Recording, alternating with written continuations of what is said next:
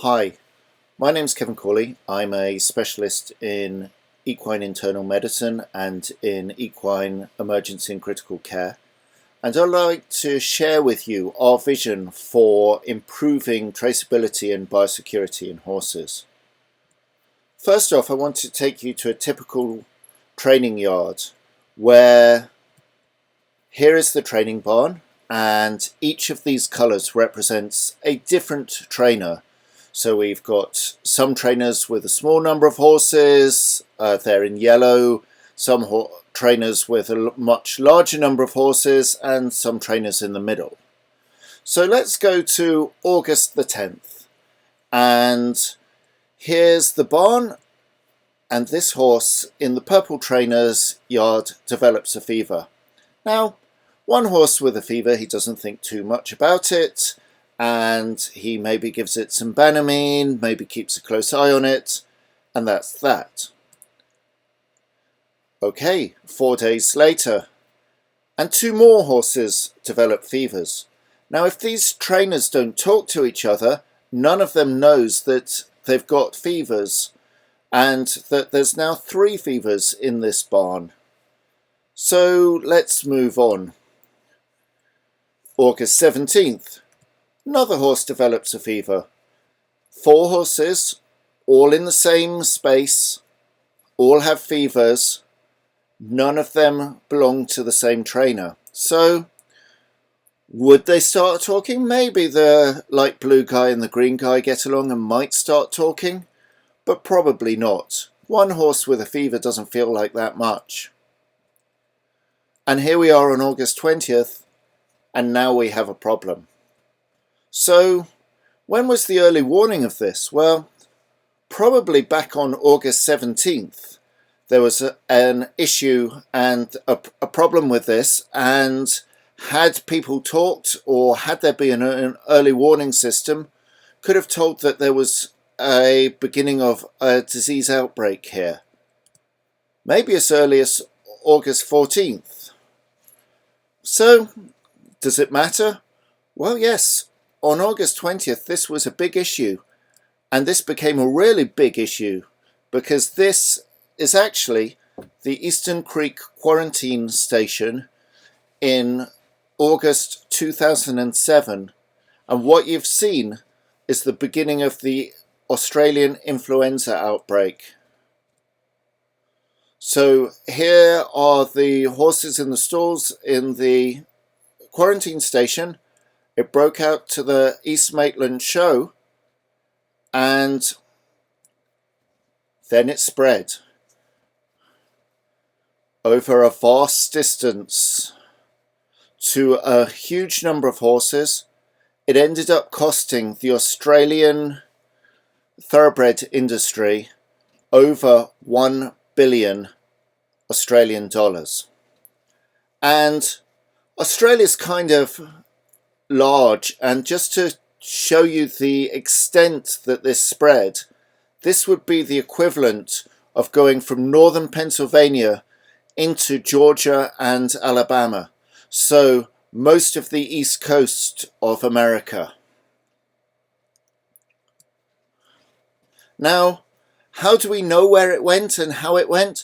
This was a painstaking retrospective analysis, and although it's absolutely fantastic that they were able to get this information and work out where it had gone first and how it had spread, or mainly spread, some bits still remain a mystery, it actually doesn't help stop the outbreak. And, you know, we're all familiar with track and trace now, but this was retrospective after everything had happened. The most exciting thing is if we can catch these things early and if we can forecast early. And this is actually being done. This is an American company called Kinza, who have a Bluetooth connected thermometer which connects to an app. And their users are showing where the fevers are in America. This is then collated anonymously at county level, and put together with current statistics on coronavirus. And they can very accurately predict where the current hotspots for coronavirus are. It's absolutely amazing. They actually started this and put this together to predict influenza in humans, and it came out in March 2020, I believe, just at the beginning of the coronavirus outbreak. And so throughout the coronavirus epidemic in the US, they've been able to predict the next hotspots. So we would like to take this and apply it to the equine industry and try and predict where equine herpes virus is going to have an outbreak, where equine influenza is going to have an outbreak, and where strangles is going to have an outbreak. All these things that worry us, that shut down racing, that cause problems for our industry, we can probably predict if we can create the systems like they have with the Kinza thermometer.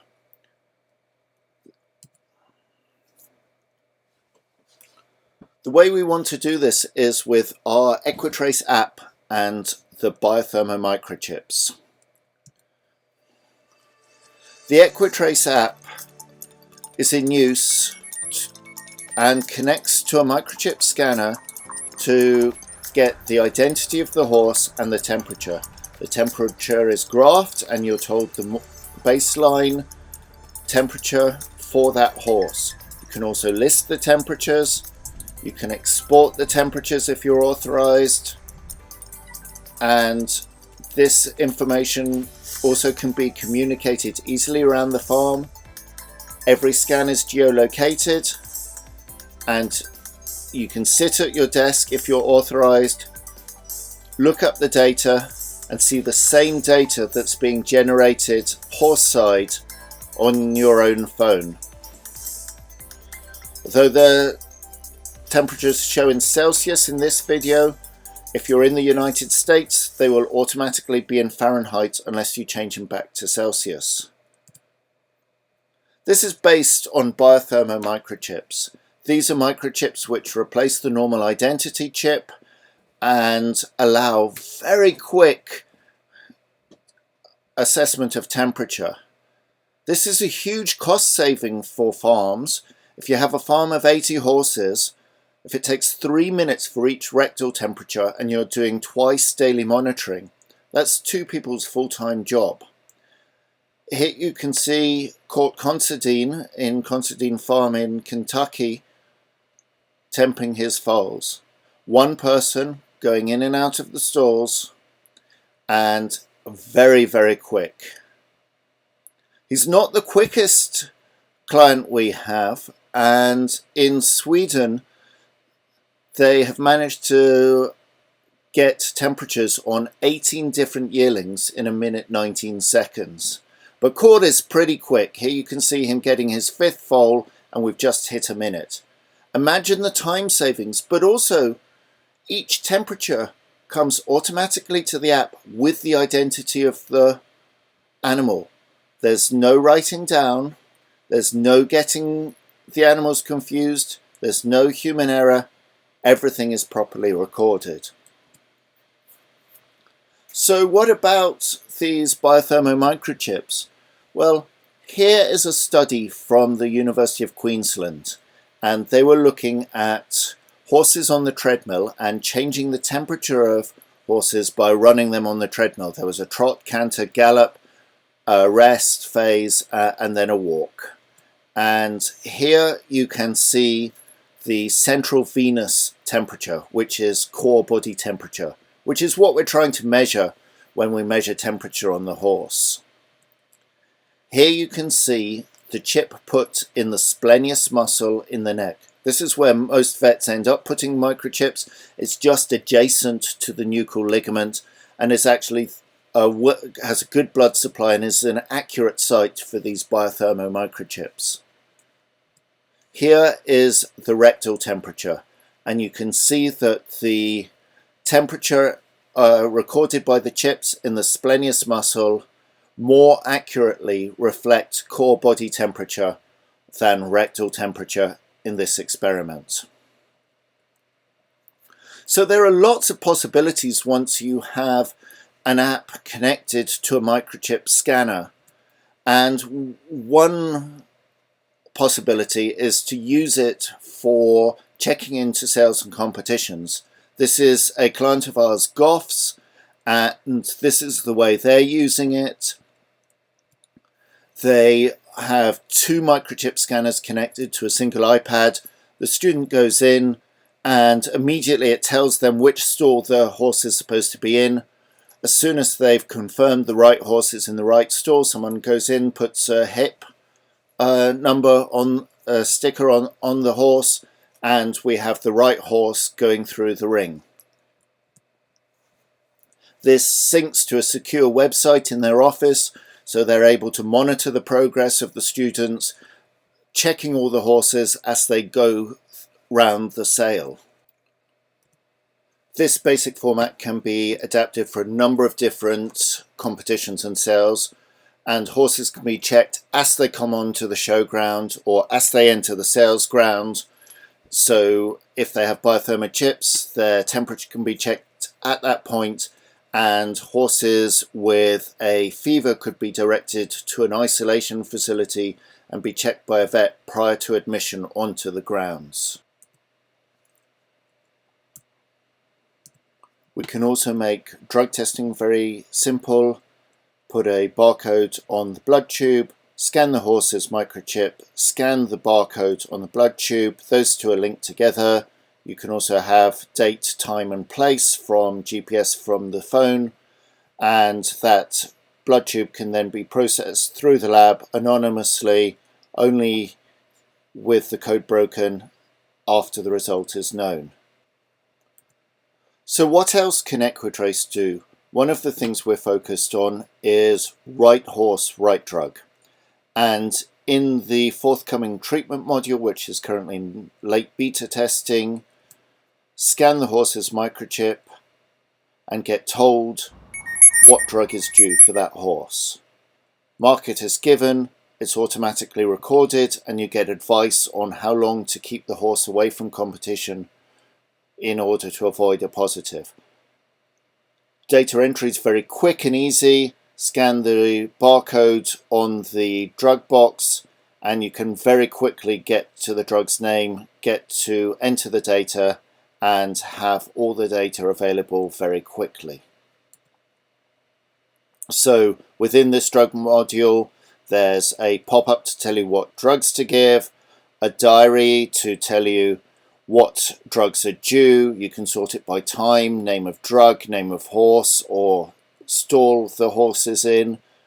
A entry system, as I say, streamlined as possible, which also gives you guidance on how long the withdrawal period will be for the drug you're choosing, so you can help make decisions on which drug to choose. And if you've ever given a drug to a horse before, you can instantly recall it with one button. The system also knows which drugs you've given previously and takes account when giving advice on withdrawal periods. For example, we can avoid stacking violations. Here is Banamine.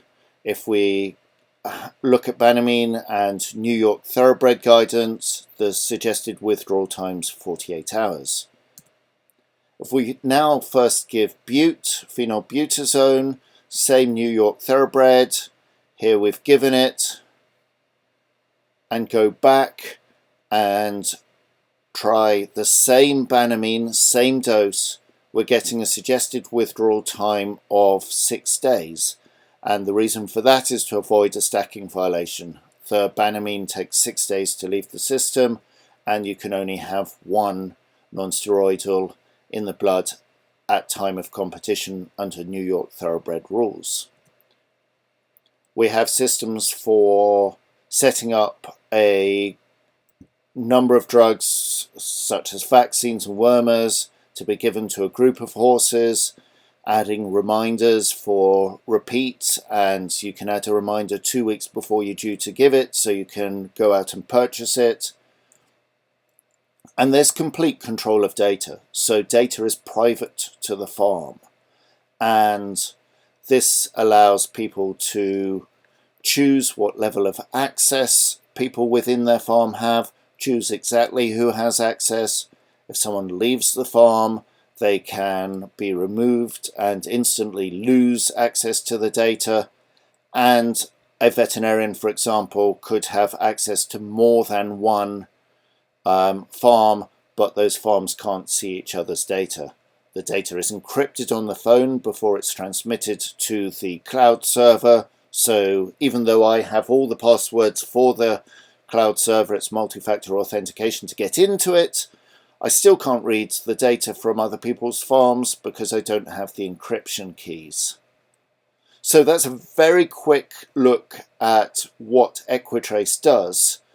And just a summary here is what we offer is a whole number of user benefits of temperature tracking, secure communication, medical records, PDF photo storage, drug withdrawal times, etc., vaccination reminders.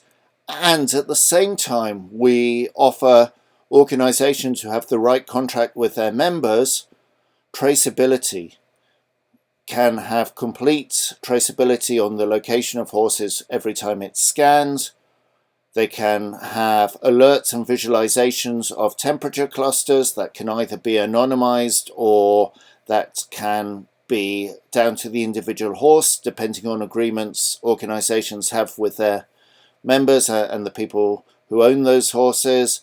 You can look up temperature and location history prior to admitting a horse onto your showgrounds or competition ground, and you can check in and out horses at competitions and sales.